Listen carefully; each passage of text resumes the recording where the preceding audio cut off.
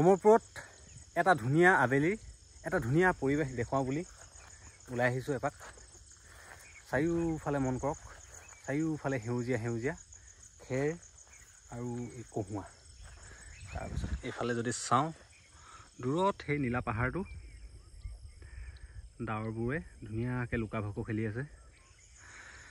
মানে একেবাৰে কিবা আৰু ভাল লগা, যান্ত্ৰিকতাৰ পৰা বহু দূৰ, একেবাৰে প্ৰদূষণমুক্ত এটুকুৰা ঠাই, মুক্ত বতাহ। এইকেইটা মাহত মানে পৰিৱেশটো কিবা এটা ভাল লগা হৈ থাকে, চিৰ সেউজীয়া হৈ থাকে। আৰু ৩-৪ মাহমানৰ পাছত, ৩-৪ মাহ নহয় ৫-৬ মাহমানৰ পাছত এই চব হালধীয়া হৈ যাব। এই খেৰবিলাক পকি যাব, পকি যোৱাৰ লগে লগে কিবা খৰাং খৰাং লাগিব। অকণমান নদীখনকো দেখুৱাওঁগৈ বুলি আহি আছোঁ, চাই থাকিব। ডাৱৰখিনিও বৰ ধুনীয়া লাগিছে দেই, গোটেই আকাশখনতে পাতলীয়া ডাৱৰ চাটি আছে।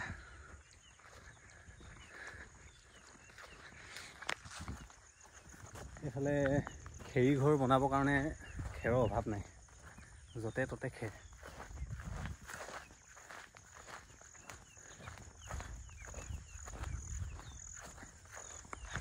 সেইকেইদিনত ডাঙৰ বানপানী হ'ল, এয়া য'তে ত'তে কাঠৰ টুকুৰা লাংখুৱাই পেলাই থৈছেহি। এইবিলাক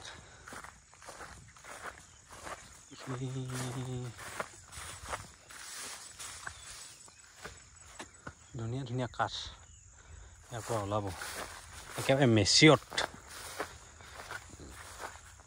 আজিকালিতো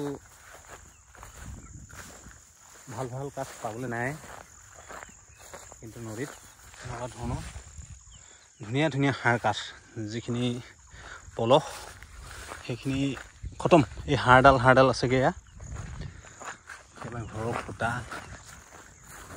কিবা বয় বস্তু বনাবলৈ মজা হ'ব।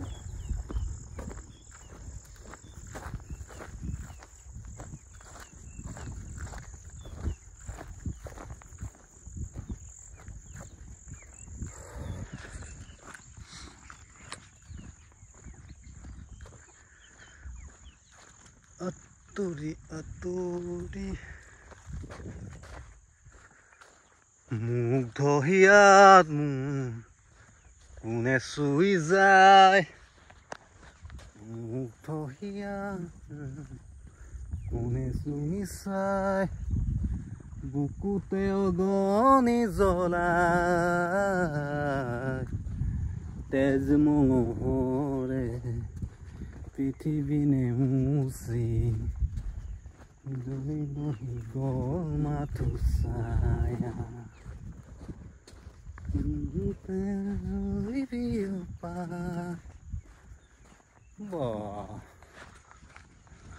কাঠৰ টুকুৰা তাৰমানে ডাঙৰ ডাঙৰ গছ ডালে ডালে উটুৱাই লৈ আহিলে। অৰুণাচলৰ পাহাৰৰ পৰা ডাঙৰ ডাঙৰ গছ, গা গছ ডালে ডালে উটুৱাই লৈ আহিলে।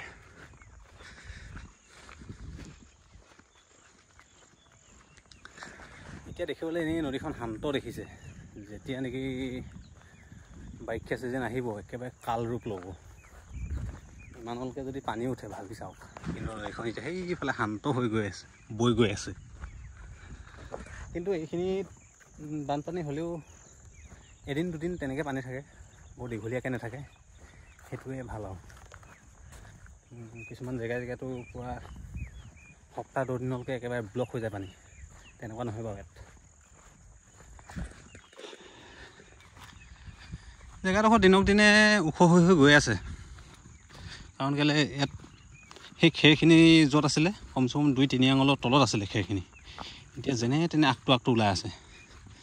এইবছৰ যদি 2-3 আঙুল পলস পেলাইছে, 2-3 আঙুল মাটি টুকুৰা ওখ হৈ আহিলে। এনেকৈ যদি আকৌ অহা বছৰলৈ আকৌ এটা ডাঙৰ বাৰিষা হয়, আৰু অলপ উঠি আহিব ওপৰলৈ, এনেকৈ ওখ হৈ আহি আছে জেগাবিলাক। এইখন হৈছে দিবাং নদী, দিবাং দেওপানী। এইটো দিবাং দেওপানীটো সিফালে আছে এইখিনিতে দুখন নদী লগ হৈছে অকণমান পাছত দিবাং আৰু দেওপানী পাহাৰীয়া নদী হয় এইবিলাক সেই পাহাৰৰ পৰা আহিছে অৰুণাচলৰ এইফালে হেক্টৰ চৰ চাপৰি একেবাৰে উকলি মুকলি সৌফালে ৰামধেনু দেখিলোঁ দেই এইয়া ৰামধেনু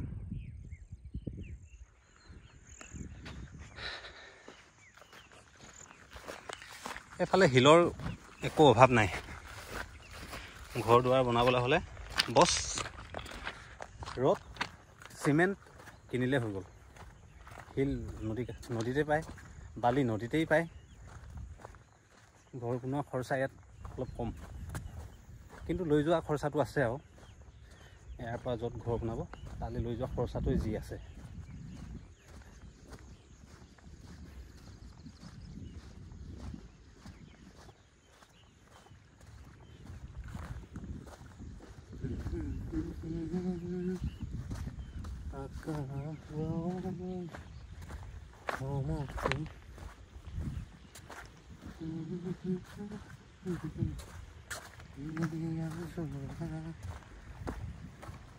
এইফালে অমুকৰ মানুহখিনি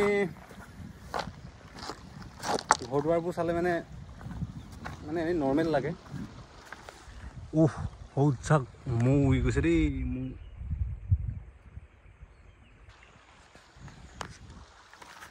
ক'ৰবাৰ পৰা ক'ৰবালৈ জিৰণি ল'ব গৈছে হপায় এইয়া দিবাং নদী দিবাঙৰ পানীটো একেবাৰে চেঁচা 5-10 মিনিট 5-10 মিনিট যদি নামি থকা হয় একেবাৰে এদিনীয়া মানুহ হ'লে কুটকুটাই যাব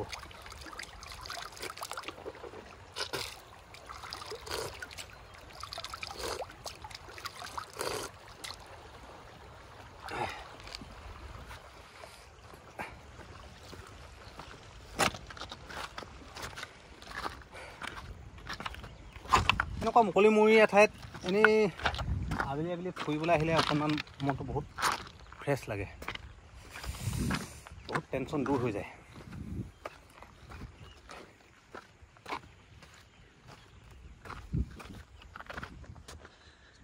এইখিনিতে অলপ বালি পেলাই থ'ব লাগিব ওপৰলৈকে খেৰ চেৰ আছিলে সেইখিনি চব তলত ওপৰত শিল আৰু বালি পেলাই থৈ গ'ল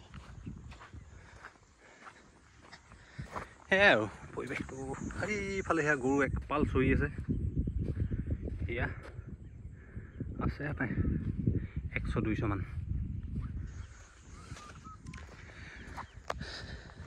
আগৰ ভিডিঅ'টো কৈ আহিছোঁ অমৰপুৰৰ মানুহখিনি প্ৰায় কৃষিজীৱী কোনোৱে খেতি বাতিয়ে কৰে কোনোৱে গৰু পালন কৰে কোনোৱে ম'হ পালন কৰে তেনেকৈ জীৱন নিৰ্বাহ কৰে আৰু কিন্তু মনৰ ধনী দেই অমৰপুৰৰ মানুহবোৰ মনৰ বহুত ধনী সেইদিনাখন আহোঁতে বাটতে এজনে লগ পালে ঘূৰি যাওঁতে যিঘৰ মানুহে লগ পালে যিঘৰ মানুহে বুলি নহয় দোকান এটাত সোমাইছিলোঁ সেইদিনাখন আহোঁতে দোকানটোত স্প্ৰাইট এটা লৈ কিনে খাব লৈছিলোঁ তাতে চিনাকি হ'ল অমৰপুৰৰ জোঁৱাই এনেকৈ চিনাকি হ'ল সি কমচে কম 3-4 কিলোমিটাৰমান বাইকে আগবঢ়াই থ'লেহি আমাক সন্ধিয়া বিনা মতলবত আৰু কৈছে কি ঘূৰি যাওঁতে সোমাই যাবই লাগিব তাত এসাঁজমান খাই যাবই লাগিব তেনেকুৱা কি ক'ম আৰু হ'ব পৰিৱেশটো অকণমান দেখুৱালোঁ লগতে মনৰ ভাৱ অকণমান প্ৰকাশ কৰিলোঁ কেনেকুৱা পালে ভিডিঅ'টো নহয় ঠাইখিনি কিন্তু ভিডিঅ'টোত যি পাইছোঁ চকুৱে দেখিছোঁ সেইখিনিকে দেখুৱাইছোঁ ঠাইখিনি কেনেকুৱা পালে কমেণ্ট এটা আমি জনাব আৰু লাইক এটা কৰি দিব